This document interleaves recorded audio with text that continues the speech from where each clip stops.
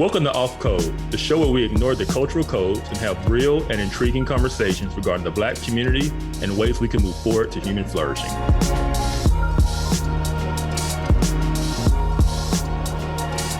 Hello and welcome to another episode of Off Code. I am Monique Dusan. And I am Kevin Briggins, and we have another great show for you guys today.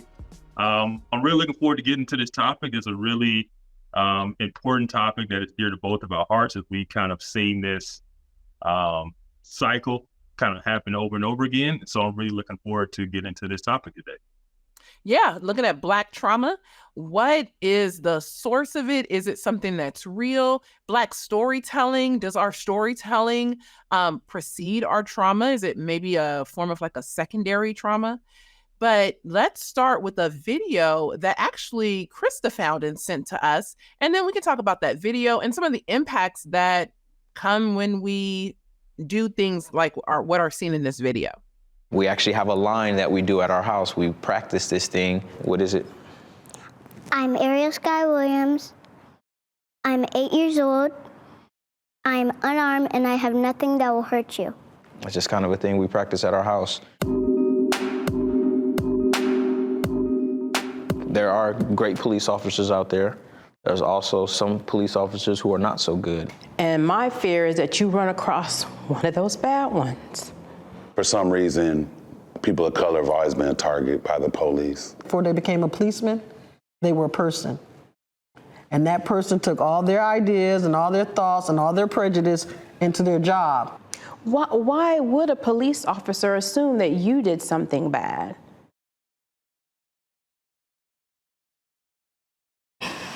Maybe because of my skin color. I remember being put in handcuffs for something that had nothing to do with me. I was literally walking in the mall. Cops slammed me on the ground, busted my lip, chipped my tooth. That actually made me really mad. How about the time they pulled us over with me in the car and arrested me and left all of you guys sitting in the car and nobody knew how to drive on the side of the road because the bumper on the car was kind of hanging off? No. You know, we live in Puyallup. There's people that don't even have a bumper on their car. My rear brake light wasn't working, and I got to my destination and they were working. I was about your age, actually. They grabbed me. Why? I didn't know at the time. They just grabbed me. They threw me onto the police car. I got tased that time. That time they tased me because they said I wasn't complying. Ariel, are you okay? What's wrong, baby?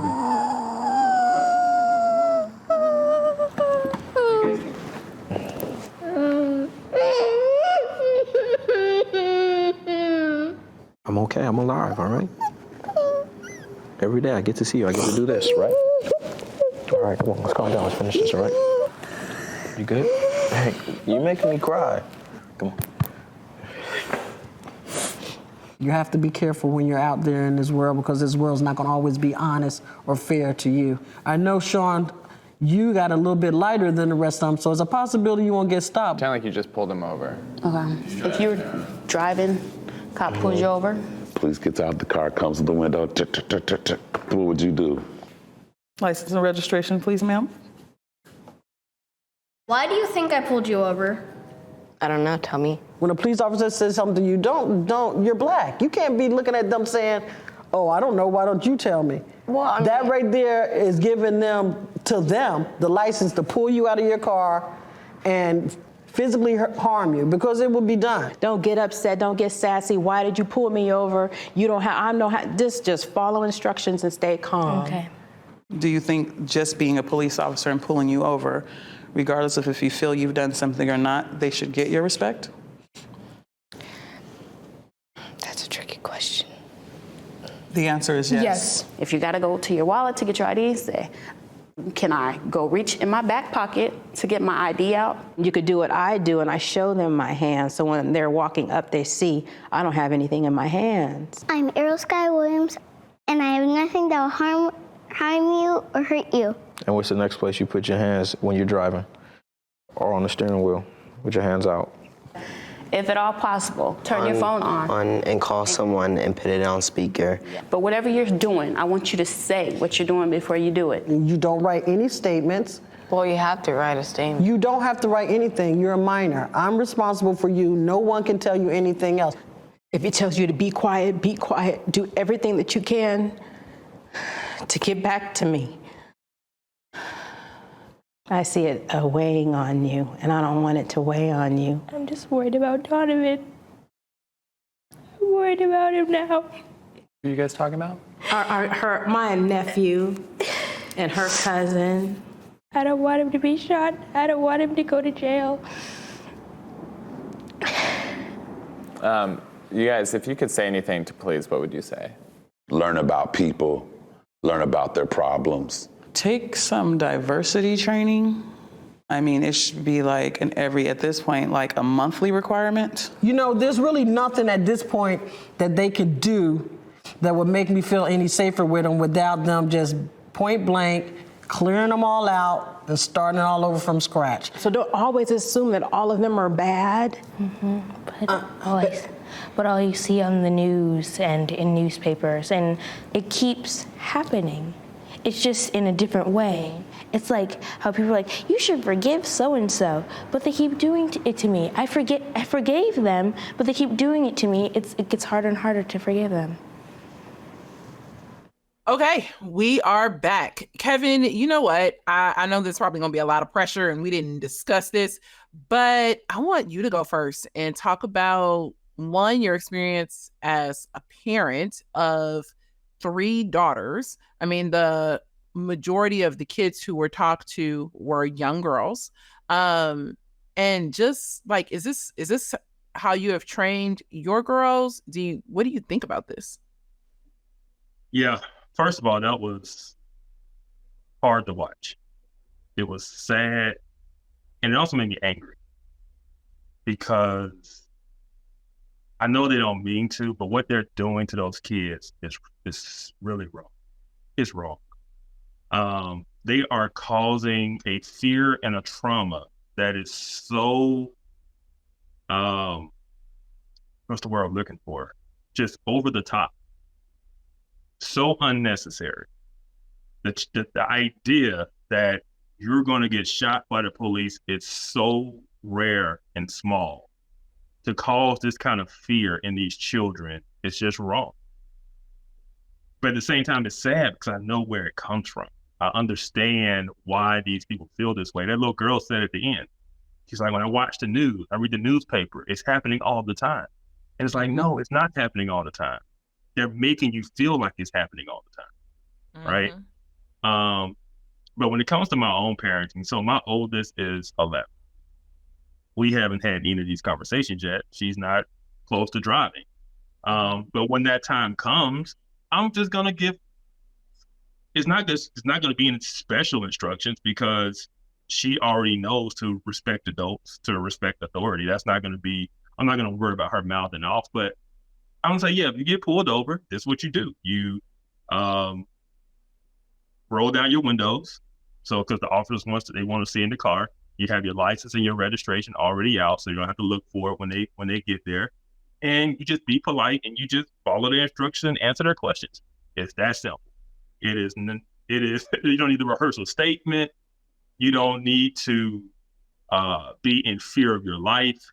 It is simply treat them like a human being. They'll treat you like a human being, and you move on. The vast majority of people, 99.99999 continuous 9% of the people, when they get stopped from a traffic incident, go on about their day. And so this idea that it is some mortal threat, when we know what the biggest mortal threat to some young teenage boy is, to pretend that it's the cops and get pulled over by the cops, it's just a fallacy. It's just wrong. And they've caused this fear in these children, which from my experience causes more issues because of the fear and the panic when they do get pulled over. It was one incident. It was a guy, he was in the Army, and he got pulled over.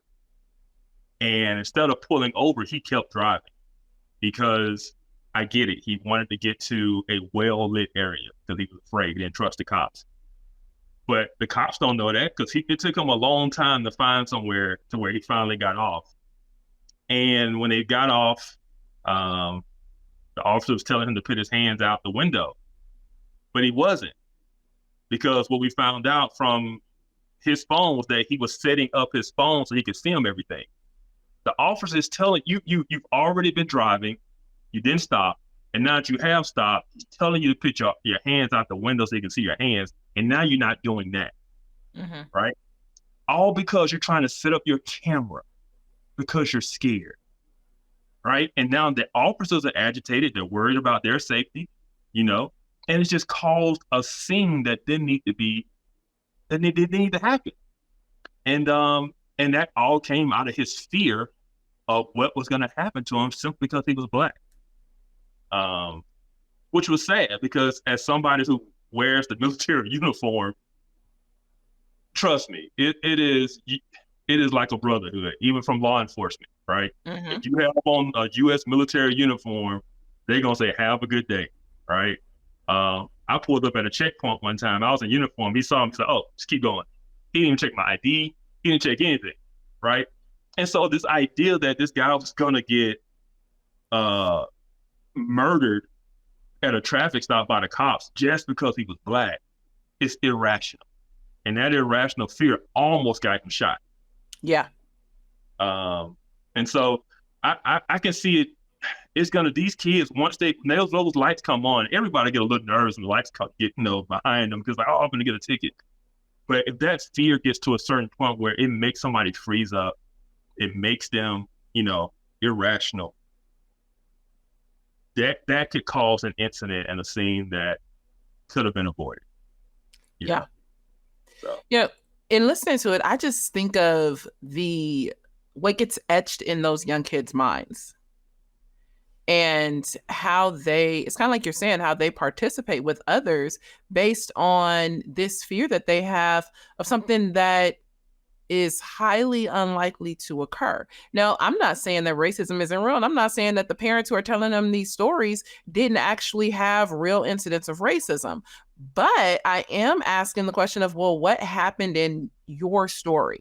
Is your story actually the way that you're telling it, maybe? Or maybe you came across the racist cop, but that doesn't mean that you have to now train your child to believe that every person is racist, or every person that wears the badge is racist. Because I really do want to know that woman's story that she said they took her to jail. For what? She said because she didn't have no bumper. They didn't take her to jail. There's no criminal charge for lack of bumper where you get arrested. I'm just saying, something was missing. Maybe her license and registration. I don't know. That's wrong. But that's the thing too. It's like everything can't be racist. Like if you know that you might get pulled over because your bumper dragging behind your car, why are you driving your car? Like, and you can't. The guy could have pulled you over because it was a hazard. It was a concern. It could have been a fix-it ticket. But we can't say, well, what did she say? Wherever she lived, half the people don't even have bumpers. Yeah. Just you can't validate your wrong based on somebody else's wrong. Yeah. And then try and call it racism. Yeah. That video is very powerful for people who may have never been inside a Black household or hear Black people have that kind of conversation. Like, she told the little light-skinned boy, well, you're a little lighter, so they might not pull you over. Like, that's real, y'all. Yes, and how does that make him feel? Exactly. How is he? That's going to make you feel some kind of way, because now it's not my fault I was born with this lighter skin.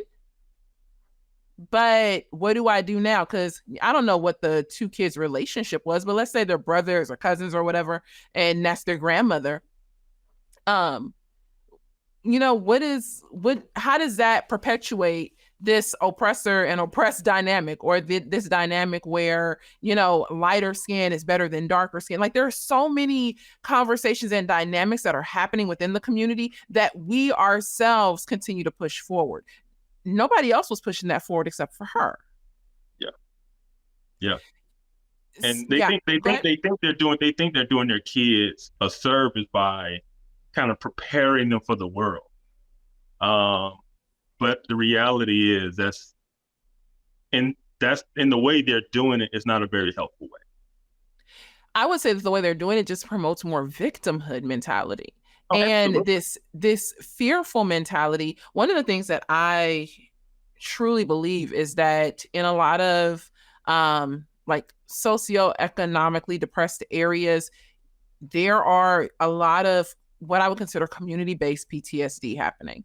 And then you get police officers who also experience their own level of PTSD. And when those two things come together, that's a volatile situation because everybody wants to get home at night.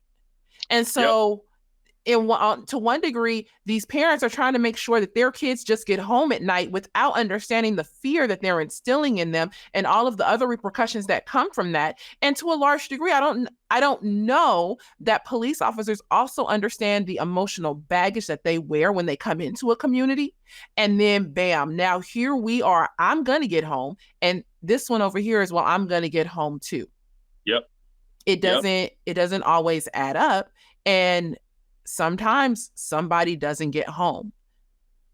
Yeah, I heard Ice Cube say that. He was talking about police officers in the inner city, and he's like, every day they approach the streets with this mindset of, I'm going home tonight.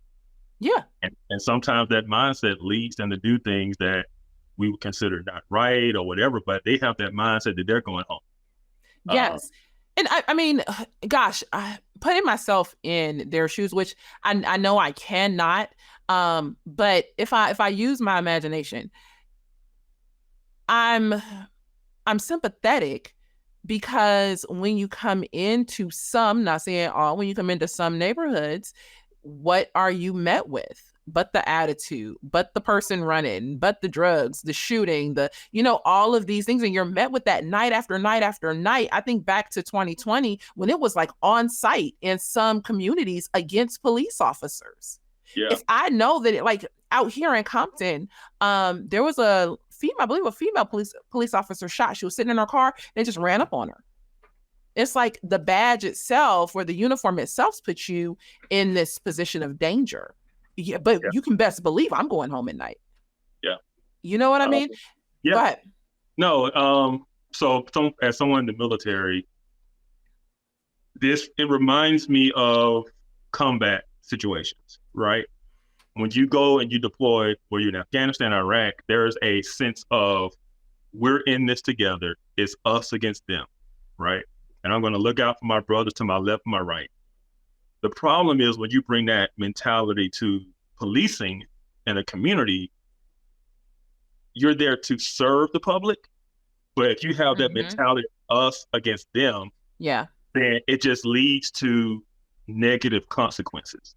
And so I've always felt that police officers who work in high crime, and very violent areas, they need to constantly take like sabbaticals. They need to constantly take time off, and they pay time off or reassign somewhere else. But when they're constantly in that all the time, it wears on you. And the people in the community aren't citizens that you're protecting. They're potential targets, right? They're potential threats, I should say. And that's a tough way to develop a positive relationship between the community and the police when you have that type of mentality. And like I said, and it goes both ways. So we're looking at it from the police officer standpoint, but from the citizen standpoint, it goes both ways because we just heard how they're feeling about the police, right? And based on past things that have happened, based on things that are in the news. And so they have their own, like she said, I want to make sure you come home to me. Yes. Right? Everybody has that mentality, and it's almost like the police and the community have to come to the table and sit down and say, you are a human being. And we should have the same goal. Like, truly, the police's goal should be that I get home safe at night. And my goal, because I care for you as a human person, would be that you get home safe at night as well. Yep. You know, like we're not trying to start this mob mentality where it's us against them. That's often how it shows up. I want to go back to the this whole video and them, protecting their children and how that can trickle down. But I first want to ask you, how many times have you? I know you've probably been pulled over a lot, but how many times do you think you've been pulled over because you was Black? Zero. Zero? Zero. Every time I got pulled over, it's because I did something. I was speeding. Yeah. Yeah, I've never gotten pulled over just to get pulled over. I just never experienced that. I mean, I know it happens. I'm not gonna discredit anybody else, but yeah, it's never happened to me. For reasons I don't know.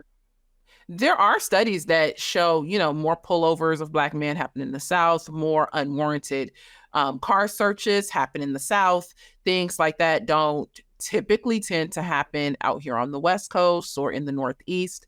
And so I wonder if, some of it is simply just regional and the historic relationship between Black and white in certain regions of our country. But going back to this video and the trauma aspect, one, I think when we tell children, especially young children, these stories and we repeat these stories, it has a way of creating a trauma response in them to a degree. And I'm not, I know about like the ACEs, the adverse childhood experiences and things like that. And I know that that comes with an entire set of criteria in order for it to be a traumatic event for a child. But I do think that even if at least it's secondary trauma that a child could experience through storytelling. And what's worse, Kevin, to me is when we now get these stories passed down. So like for me, I would hear my grandmother's stories and then my mother's stories would both come down to me. Yep. And I am sure that for many, like depending on how old Big Mama is, you might be hearing Big Mama's story, Nana's story, your mama's story, and you're only 9 years old. Yeah. And it passes down. I mean, we see in that video, that girl is crying because, well, the first one was crying because she was thinking about her cousin. Mm-hmm. Yeah, that one. And then the other little girl, she's crying because of what she's hearing her dad say happened to him. Yeah. These girls, they've got trauma. She has trauma because she's afraid of something to this degree. I mean, after the Philando Castile shooting, I remember my sister called me crying, just crying, telling me to be careful, right? The trauma is real. The fear is real. It might not be warranted, but it is real. That's what people need to understand. Yeah. And it's a fear of death.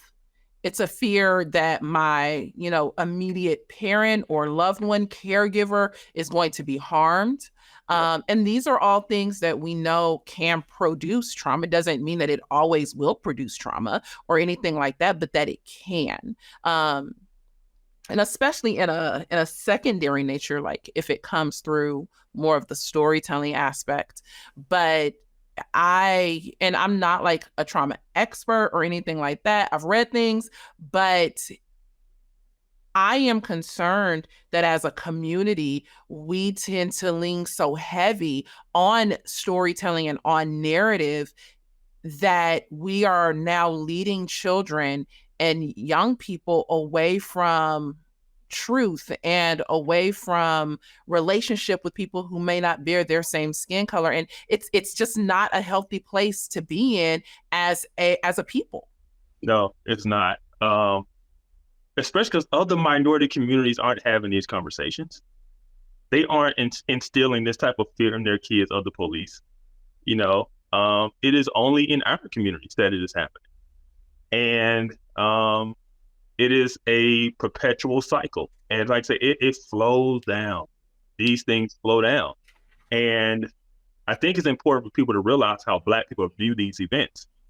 The majority of the country views these things as that particular incident happened in that particular place. Mm-hmm. Black people tend to view things as a continuous line of history, right? Yes. So what Big Mama went through, what mama went through, what's happening now is one continuous thing. That's why they can say it's never changed, y'all. It's never changed. This is still just like, this is Emmett Till still happening. Right? And that's how they think. That's how they feel and believe. And that's how they emotionally ingest all of these incidents that happen. So it doesn't matter how often it happens or doesn't happen. The fact that when it happens and the news plays it over and over in a loop, the Black community, those memories get triggered. Even if they didn't experience that stuff themselves, even if this incident didn't happen to them, they view it as if it happened to them, right? And again, they feel like they're in danger. I agree. And it's not to say that racism isn't real or that people aren't targeted, but the degree to which we have this conversation as if every time you get pulled over, it's only because of your skin color is what I think really builds this this tension and this fear and what I would consider at least a secondary trauma in young people, especially in our Black men. It builds an anger. I mean, I don't know if you see that, but one of the things that I see is, and it doesn't even have to be in regards to the police, but just Black men toward whites overall. There's oftentimes an anger in regards to race and racial injustice. And does that make sense? Absolutely. I see it all the time. I see it all the time, especially on social media. Absolutely. Hey family, I wanted to take a minute and talk to you about Birmingham Theological Seminary. It's my seminary and it's a place that I extremely appreciate. They have small class sizes, very reasonable tuition, and professors who are committed to your education and to my education. If you are looking to extend your theological education and are considering seminary, I encourage you to check out Birmingham Theological Seminary. You can go to bts.education for more information. One of the things that's popular right now is the Oliver Anthony song. Have you listened to that? No. The Rich Man North of Richmond. Okay. Okay. It's a very popular song. It's a like grassroots country song that went viral. And it's not that In a Small Town song, right? No. Because that's my jam. I ain't gonna lie. We've moved on from that. Oh, sorry. No, but it is a classic working class song written against the government, right? And there's been a lot of pushback from it. And the Black people I've talked to online about the song, it's almost as if how dare a white person have a grievance, right? It's like they're privileged. Why is he complaining? And I'm like, well, because he's the poor working class. Like, but that doesn't matter. He's white, right? And it's almost like if they're the oppressors, then why should we feel any empathy for them? Yes. Right.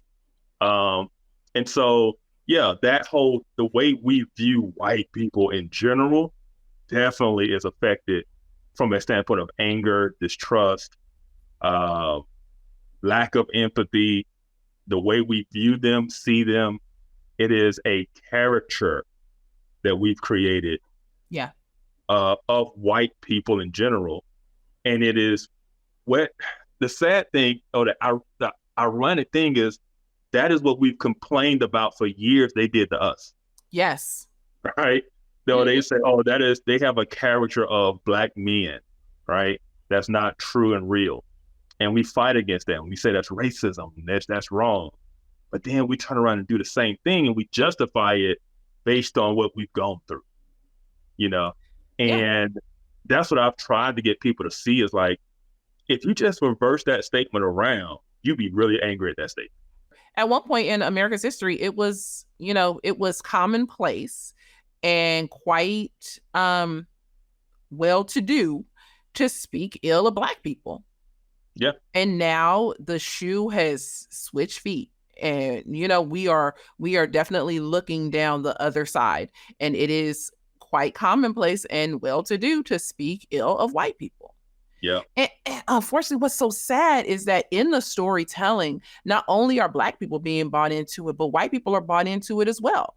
I mean, aside from the whole conversation, I feel like, of white liberals and things like that, but I was just at a training and I was actually presenting, and someone spoke up in the training and was like, you know what, if I brought in X amount of Black men, I can guarantee you that 100% of them would feel like they have been racially oppressed, and we need to be, doing our due diligence to stick up for them and to speak out against racism, because they feel like they've been racialized, they feel like they've experienced racism. But do you hear the key word in that? It's feel. And oftentimes what we do is we create these narratives, but it's based a lot off of feeling. And I think that that's part of the issue with the entire storytelling, is that a lot of times we want to make sure that you feel safe, or that you feel, or not even feel safe, but we want to tell you a story based off of how we feel. Does that make sense? Like, I felt threatened, and so now I'm going to tell you my story so that you either don't feel threatened, or that you know that you are going to be in a dangerous situation. It's hard because people don't. Let me put it this way. When someone tells you a story and you buy into the story, no matter how much data is put forward, the data doesn't matter, because they now have your heart based on the story. So going up and telling one of those kids or one of those parents that the percentage of people who are shot and killed, unjustly by police is probably something like less than 1%, if I'm remembering correct from your conversation with Eric Muldrow, they would be like, no way. No way. Thousands, hundreds of thousands of Black men are killed every year by police. But that's not true. The data doesn't support that. And so then we have to have conversations of, well, what is true and what's feeling, and how do we thread those things through without continuing to tell stories that are harming our kids, that are traumatizing our kids, and leaving our kids siloed off, I feel like, from other communities simply because of the color of their skin. Yeah. Yeah, and it's really sad too, because I'm just going to be honest. I look at it as this has intentionally been done to us. Say more. When you watch the news and the talking heads get on there and they recite these talking points, these same fear talking points, knowing the data, knowing that Black men aren't being gunned down all over the country, but yet that's what they will say. And that's what they will tell you. And they will say things like, Black men are 3 times more likely to XYZ. And they just leave it at that. And then they get into a conversation about systemic racism. And they talk about the history of racism. And they just tie it all together, throw a random number out there, tie it to systemic racism and historic racism, and leave you with that, as if that is the reality of what's going on today. They never tell you what the number is. They won't tell you that it was 19 Black people the whole year, right? They're not going to tell you that. They're just going to say 3 times more likely.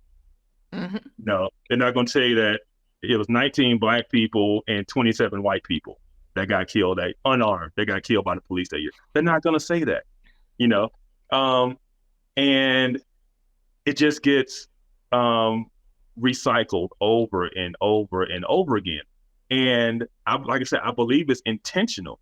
They need us to be emotional. They need us to be fearful. They need us to be afraid of the white supremacist boogeyman, right? Because they need us to go to the polls every 4 years. That's why they come around to our churches every election season, right? That's why, our president can say things like, if you don't vote for me, or you don't know you want to vote for me, then you ain't Black, right? is why Al Sharpton can get up there in every high-profile case and go to the funeral and give this civil rights speech again. And old Crump, the ambulance chaser, right? He's gonna get up there and make sing those same old arguments and songs, and this is justice, and we gonna get justice, and And it's just like they play this game because they benefit from it. Yeah. They benefit monetarily, they benefit politically, and they need the Black community to be up in arms all the time. And so I've always compared it to a wound that they won't let heal. Yeah. The minute it starts to scab up and it starts to heal, they rip it off. They want it to bleed again. But I would have to say, I think you're right. I think that there's benefit to the wound not healing. When I read Critical Race Theory in an introduction by Richard Delgado and Jean Stefanchich, one of the tenets of critical race theory is storytelling. It's the narrative tenet. And how that, even as a piece of this framework, is very intentional and very structured, and how there's benefit to narrative. Mm-hmm.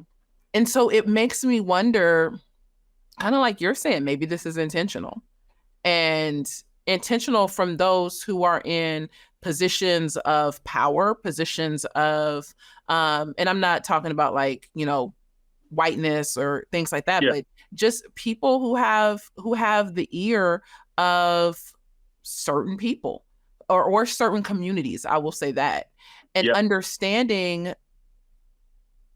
understanding what narrative is and how to use it, and the benefit that comes along with the narrative tenet. Now, I would say Black people overall, the Black community is a very vocal community. We are a community that tells stories. We pass things down the lineage. Remember, Uncle Jim Bob, when your mama told him this? So we're always telling and recounting stories. But I think that we have to consider the stories that we tell and what is the collective benefit of the story that we tell. Yeah. Yeah, I agree. And I think it's also, we tell stories, but we also have stories told about us and to us through like Hollywood. The movies they choose to make about Black people, right? Is usually rooted in oppression and slavery and overcoming and racism and all it's a constant barrage of the same type of story over and over and over again. And we're just not ever allowed to, leave it behind or move past it. That was one Schindler's List. They made it one time and they moved on. We continue to make that movie over and over again about our oppression and our, suffering and all of those things. And it has an effect when we run to the movies to go see movies like The Help, 12 Years a Slave and all of these things. Amistad and it brings back all of those feelings and emotions, and we relive them. Well, we lived them because we didn't live them originally. Yeah. And we can talk about how our previous generations did not have this trauma. The people who came out of slavery weren't sitting there traumatized from their experiences. Yes. Our grandparents' generation who went through the Great Depression and Jim Crow and all that, they didn't walk around with this oppression narrative on them. This is something that is more, I would say, the baby boomer generation to Gen X, millennials on down. It is a phenomenon that has happened in the last, I would say, 60 years or so.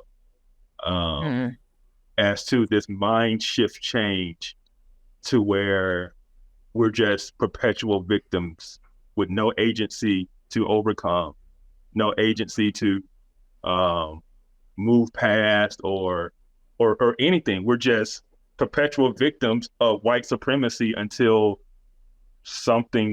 white people change, until the government change, until That's another tenet of critical race theory.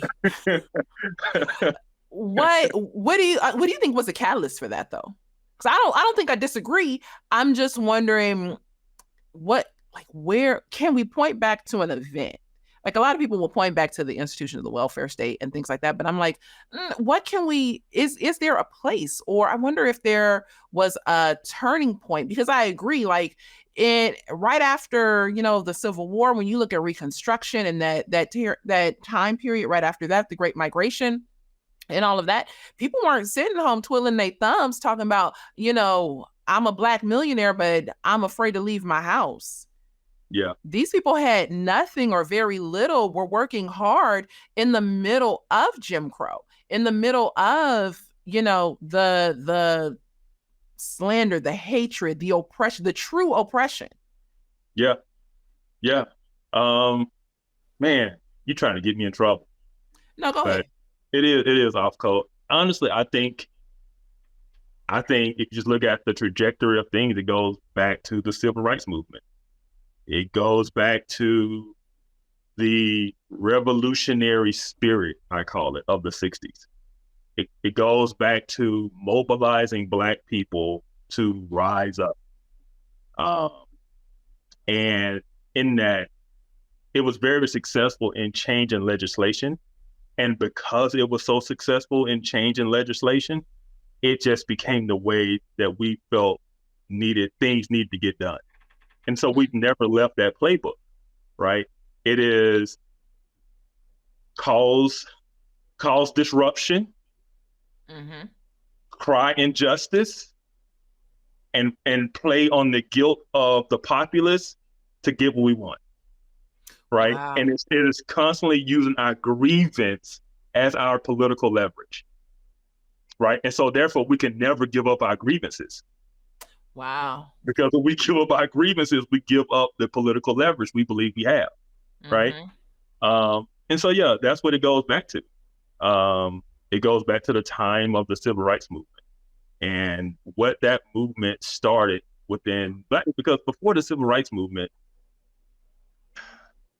Black people were not seeking revolution, right? They were seeking change. They were seeking justice. They were willing to work within the system to change things, to change people, to do their own thing, right? Yeah. We had our own businesses. No, it's so funny. Like, people talk about all these things we need to do today in the Black community, and like, we had all those things. We had our own doctors, our own lawyers. We had our own banks. We had our own businesses. Like, we had the Black community, our own grocery stores. And what changed that was this idea that we needed to integrate. And once we saw integration and we started having the ability to go to the white man's store, as we'll call it, Black businesses started to die because that seemed to be more attractive over there than what we had. And so, yeah, that's it's sad to say, but that's just really where it started.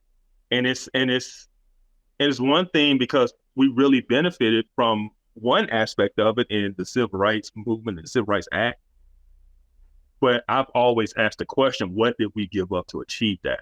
Yeah. And we gave up a lot of agency and a lot of self-reliance. And we became simply dependent on the government providing for us. That's where the war on poverty comes in, and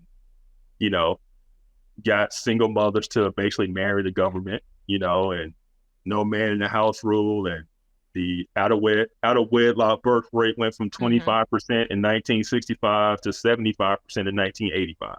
Yeah. It tripled. And this is the thing too, the white rate tripled as well. That's what people don't realize. The white rate went from 8% to 24%. So it wasn't just that it affected Black people, just that it affected us exponentially because we were already at 25%. And so that's what people, it's hard to say that because the civil rights movement is something that we can never say anything negative about, right? We can never say, you know what, I think they messed up here. They didn't get this right. And the lasting effects of that have just simply been, we are in this cycle where we are constantly looking to the government to save us. We're constantly looking to the government to provide for us. And the government, which is the system or the man, system, the white man, yeah. You know what I mean? Yeah. And the system, the government, at least one part of it, one party of the government has said, yes, we will save you. Just vote for us. there's more work to be done, you know? Always. Always. Yeah, and we run out, we line up, and we vote, and we organize for them, and we do all these things. They don't want us to lose our grievance. But I mean, is that not like when I hear you talk about like the grievance and that you have to have a grievance? What I think about is like you have to have a proletariat. So critical race theory with foundations in Marxism would require that there be an oppressed category. But I mean, that would be, and this is a whole nother side tangent, that would be all the critical theories. All the critical theories are going to require some form of oppressed person. There has to be some problem. And the way that it shows up, the way that it problematizes things is through this idea that there is a power differential. There's a power problem. And one group has the power, one group does not have the power. And so if you really want to create change, you have to give the power to those who do not currently have power or do not have as much power. And so, I don't know, part of what you're saying to me just sounds like that entire framework of we need you to have a grievance so that we can continue to fight for emancipation to get power away from this group and make sure that we overturn society, basically overthrow society and the capitalistic structure to be able to give power to another group. Absolutely. Black victimization is just a tool. It's just a tool for political power. And the question is who's wielding that tool. Yeah. And I think you pointed out, and it's quite obvious, look throughout history and who's behind all these different movements. It is a Marxist critical theory movement that has latched itself on originally to the Black community. Now it's the alphabet community, we'll call it. Well, anything, I think, gosh, I don't think that you can have a LGBTQ plus movement without the Black community. No. If they don't hitch themselves onto the Black community and onto our struggle and our story, it won't succeed, because our story is a story of civil rights. Our story is a story of I was truly born this way. Don't kill me. I was born this way. Yes. And that's why you get their mantra of that they were born this way. You have to have, even with the whole Black Lives Matter and the Black Lives Matter flag being the trans flag, you have to associate the sexuality or the gender conversation with the race conversation in order for it to truly have any power, any steam behind it. Yeah. And there's a reason we call it grievance studies, right? You go to college and you get Black studies, you get, women's studies, you get the LGBTQ, studies. They're called the grievance studies because you're simply learning about grievances and how to express grievances and how to apply, how to achieve social justice in these grievances, right? And we all know that it's very loaded language, but the point is they need you to continue to have a grievance. Yeah. And when you see things like this in this video, and like I say, that girl said, when you turn on the news, this is what we see all the time. It's no accident that they're feeding us this all the time. It's because they need us to maintain our grievance so that we will mobilize for them. Right? And narrative and storytelling is a way, it's a tool to be able to promote people's grievances.